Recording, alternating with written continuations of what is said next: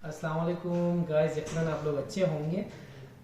एक सवाल जो कि हमारे स्टूडेंट अभी ट्रेनिंग पे जा रहे हैं, बार बार वो पूछ रहे हैं।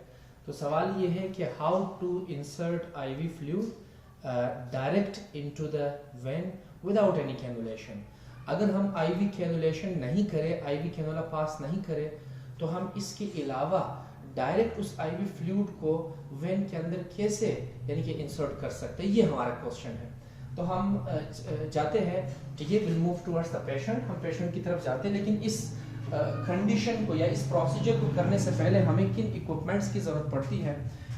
हमें नॉर्मल सलाइन या जो भी आईवी फ्लूइड होगा, सबसे पहले हमें उसी की ज़रूरत पड़ सकती है, ड्रिप सेट की पड़ सकती है, अमोनिया स्प्रिट है, कॉटन है, एंड देन टोनोकेट है, और उसी के साथ साथ स्टिकिंग की ज़रूरत हमें पड़ सकती है।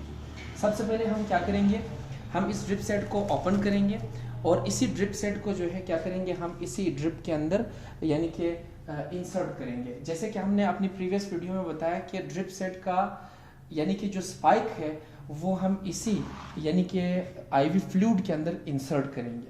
इस इंसर्ट होने के बाद हम फुली इंसर्ट करेंगे ताकि ये लीकेज ना हो। ठीक, फुली इंसर्ट के बाद हम इस रेगुलेटर को रोल डाउन करेंगे ताकि ये स्टॉप रहे, और हम अपने इसी आईवी फ्लूइड को इन्वर्ट करेंगे।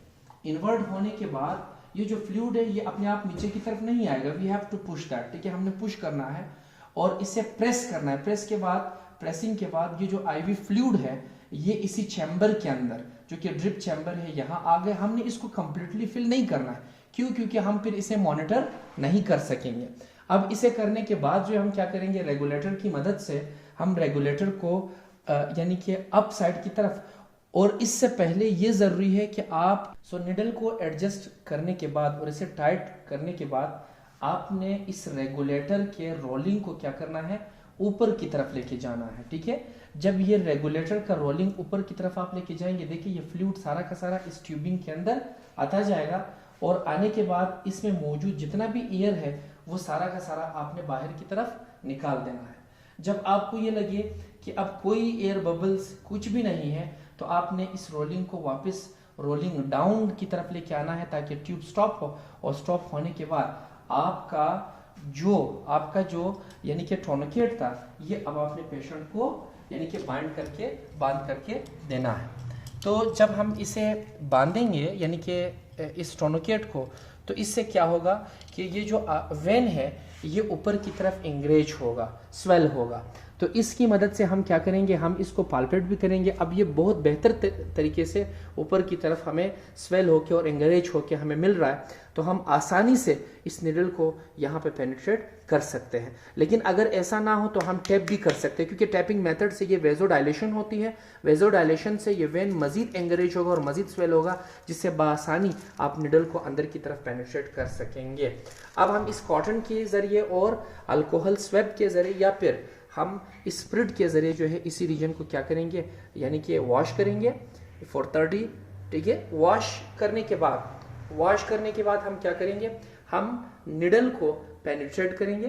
कोशिश करें एंगल का खास ख्याल रखें। ठीक है, जो एंगल आपका है वो 10 to 15 डिग्री हो, जैसे कि कैनुलेशन मेथड में आपने सीखा था। अब हम क्या करेंगे, हम यानी कि इसी निडल को चेक करेंगे, जो हमारा वेन जा रहा है उसी में हम इसको डायरेक्टली क्या करेंगे, पेनिट्रेट करेंगे। जैसे हमने पेनिट्रेट किया, देखना यहाँ पे देखो ब्लड आ गया, और ब्लड आने के बाद आपने अपने टोर्निकेट को दोबारा क्या करना है, यानी कि रिमूव करना है। ठीक है, रिमूव करने के बाद आपने यहाँ पे स्टिकिंग लगाना है ताकि निडल जो है वो अपनी पोजिशनिंग से ना हटे। और स्टिकिंग लगाने के बाद अब आपने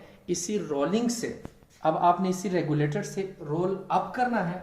जब ये रोल अप होगा, सो योर ड्रिप, आपका जो ड्रिप है यानी कि जो भी आईवी फ्लूइड है वो नीचे की तरफ आना शुरू होता जाएगा और पेशेंट को पास होता हुआ आएगा। ठीक, तो ये था हमारा टॉपिक कि how to insert IV fluid direct into the when.